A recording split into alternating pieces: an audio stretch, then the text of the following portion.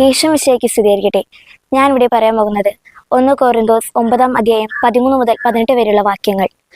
എങ്കിലും ഞങ്ങൾ ഈ അവകാശം ഉപയോഗപ്പെടുത്തിയിട്ടില്ല. ക്രിസ്തുവിന്റെ സുവിശേഷത്തിന് ഒരു പ്രതിബന്ധവും ഉണ്ടാകാതിരിക്കാൻ എല്ലാം ഞങ്ങൾ സഹിക്കുന്നു.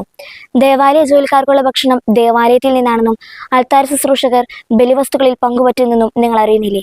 അതുപോലെ സുവിശേഷ പ്രഘോഷകർ സുവിശേഷം കൊണ്ട് തന്നെ ഉപജീവനം കഴിക്കണമെന്ന് കർത്താവ് കൽപ്പിച്ചിരിക്കുന്നു.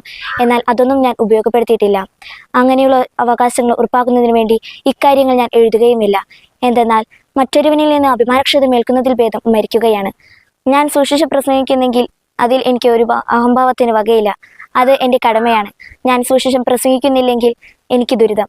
ഞാൻ സോമനസായി ചെയ്യുന്നെങ്കിൽ അതിൽ എനിക്ക് പ്രതിഫലമുണ്ട്. അങ്ങനെയില്ലെങ്കിൽ മറ്റാരുടെയോ നിയോഗമനുസരിച്ചാണ് ചെയ്യുന്നത്. അപ്പോൾ എനിക്ക് എന്ത് പ്രതിഫലം? സുവിശേഷം നൽകുന്ന അവകാശം പൂർണ്ണമായി ഉപയോഗിക്കാതെ പ്രതിഫലമെന്നിയ സുവിശേഷം പ്രസംഗിക്കുന്നതിനുള്ള സംതൃപ്തി മാത്രം.